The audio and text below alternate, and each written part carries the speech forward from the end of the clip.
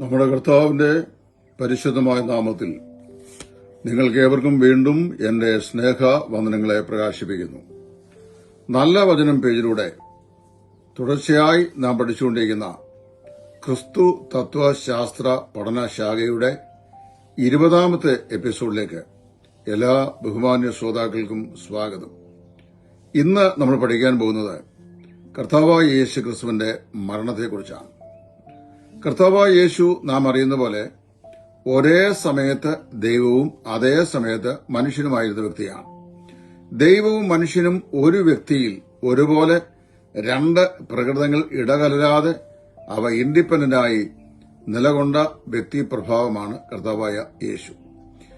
മനുഷ്യന്റെ പാപത്തിന്റെ ഫലമായ മരണം, ആ മരണത്തെ തന്റെ മരണം കൊണ്ട് നീക്കി മരണത്തിന്മേൽ എന്നേക്കുമായി വിജയം വരിക്കുവാനും മരണത്തെ സദാകാലത്തേക്കും നീക്കിക്കളയുവാനും ദൈവം മനുഷ്യനായി തീർന്ന വ്യക്തിയാണ് കർത്താവായ യേശു ക്രിസ്തു. ദൈവം എന്തുകൊണ്ട് മനുഷ്യനായി തീരണമായിരുന്നു എന്ന് ചോദിച്ചാൽ അതിന്റെ ശരിയായ ഉത്തരം ദൈവത്തിന് മരിക്കാൻ കഴിയില്ല. മരണമില്ലാത്തവനാണ് ദൈവം. മരണമില്ലാത്ത ദൈവം തമ്പുരാൻ മരിക്കാൻ കഴിയുന്ന ഒരു പ്രകൃതി എടുക്കണം. അതുകൊണ്ടാണ് യേശു ദൈവം മനുഷ്യനായി തീർന്നത്, അല്ലെങ്കിൽ ദൈവം യേശുവായി അവതരിച്ചത്. മനുഷ്യനായാൽ അവന് മരിക്കാൻ കഴിയും, എന്നാൽ ദൈവമായാൽ ഒരിക്കലും അവന് മരിക്കാൻ കഴിയില്ല. പാപത്തിന്റെ ശമ്പളമാണ് മരണം എന്നൊരു വിടുതൽ നമ്മൾ വായിക്കുന്നു. വിശുദ്ധ വേദപുസ്തകം പറയുമ്പോൾ മനുഷ്യൻ മരിപ്പാനായിട്ട് ജനിച്ചിരിക്കുന്നു. എബ്രായർ 9:27 ഒരിക്കൽ മരിക്കുകയും പിന്നെ ന്യായവിധിയും ദൈവം മനുഷ്യർക്കായി നിയമിച്ചിരിക്കുന്നു. ഒരിക്കൽ മരിക്കുക പിന്നെ ന്യായം വിധിക്കപ്പെടുക എന്നുള്ളത് മാറ്റമില്ലാത്ത ദൈവം, മാറ്റമുള്ള ഈ ലോകത്തിൽ മാറ്റമുള്ള മനുഷ്യന് നൽകിയിട്ടുള്ള മാറ്റമില്ലാത്ത രണ്ട് നിയമങ്ങളാണ്. ഈ നിയമത്തിന്റെ മുമ്പാകെ മനുഷ്യൻ നിഷ്പ്രഭനാകുന്നു, അവൻ മരിച്ചേ മതിയാകുകയുള്ളൂ. ഈ പ്രമാണം യേശുവിനും ബാധകമാണ്. യേശു മനുഷ്യനായി ജനിച്ചവനായതുകൊണ്ട് അവൻ പാപിയല്ല, എന്നാൽ നമുക്ക് വേണ്ടി പാപം ചുമത്തപ്പെട്ടവനാണ്. പാപം ചുമക്കുന്ന ദൈവത്തിന്റെ കുഞ്ഞാടാണ്. നമ്മുടെ പാപം അവന്റെ മേൽ ദൈവം ചുമത്തിയപ്പോൾ പാപത്തിന്റെ ശിക്ഷ എന്ന നിലയിൽ അവൻ എന്ത് ചെയ്തു? മരണത്തിന് തന്നെത്താൻ ഏൽപ്പിച്ചു കൊടുത്തു. തന്റെ യവനകാലത്താണ് യേശു കുരിശിന്മേൽ മരിക്കുവാൻ ഇടയായത്. ലൂക്കോസ് 23:33 വായിക്കുമ്പോൾ തലയോടിടം എന്ന സ്ഥലത്ത് എത്തിയപ്പോൾ അവർ രണ്ട് ദുഷ്പ്രവൃത്തിക്കാരുടെ മധ്യത്തിൽ അവനെ ക്രൂശിച്ചു കൊന്നു എന്ന് നമ്മൾ വായിക്കുന്നു. എബ്രായർ 2:9 അപ്പോസ്തലൻ ഇങ്ങനെ പറയുകയാണ്, എങ്കിലും ദൈവകൃപയാൽ എല്ലാവർക്കും വേണ്ടി മരണം ആസ്വദിക്കുവാൻ ദൂതന്മാരിലും ഒരു അല്പം താഴ്ച വന്നവനായ യേശു മരണം അനുഭവിച്ചതുകൊണ്ട് അവനെ മഹത്വവും ബഹുമാനവും അണിഞ്ഞവനായി നാം കാണുന്നു. നമ്മുടെ കർത്താവായ യേശു മനുഷ്യനായി അവതരിച്ചില്ലായിരുന്നെങ്കിൽ ഒരിക്കലും അവന് മരിക്കാൻ കഴിയുമായിരുന്നില്ല. ദൈവമായി സദാകാലവും അവിടുന്ന് ആയിരുന്നവനാണ്. മീഖ 5:2 വായിക്കുന്നത്, നീയോ ബേത്ലഹേം എഫ്രാത്തേ, നീ യഹൂദ പ്രഭുക്കന്മാരിൽ ചേർന്നെങ്കിലും നിന്നെ മേയ്പാനുള്ള തലവൻ നിന്നിൽ തന്നെ പുറപ്പെട്ടു വരും. അവന്റെ പുറപ്പാട് പണ്ടേ ഉള്ളതും അത് പുരാതനമായതുമാകുന്നു.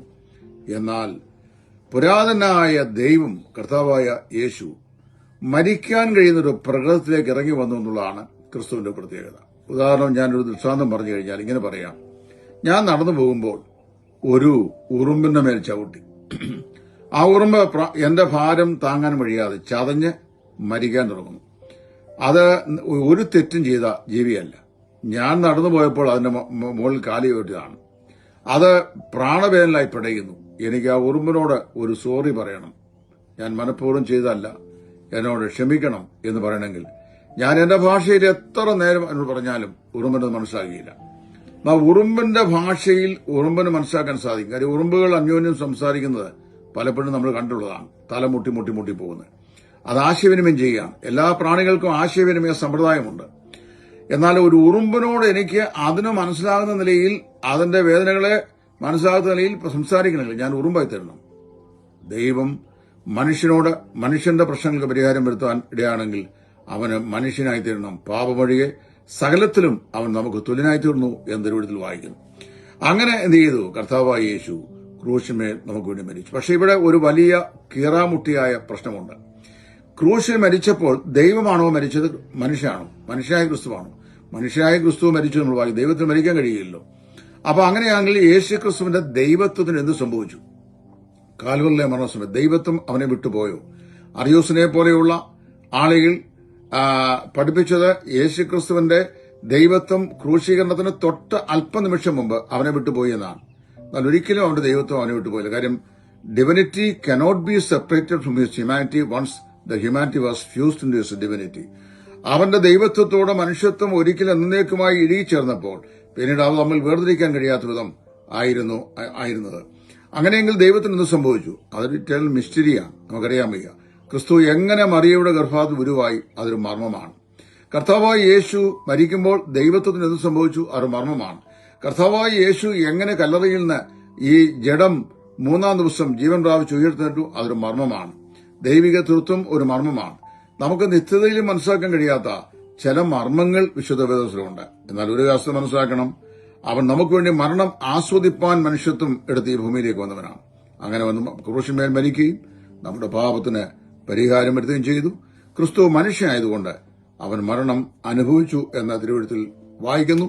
കർത്താവ് നിശ്ചയമായും തന്റെ പ്രാണനെ വിട്ടുവെന്ന് സുവിശേഷന്മാരും രേഖപ്പെടുത്തിയിട്ടുണ്ട്.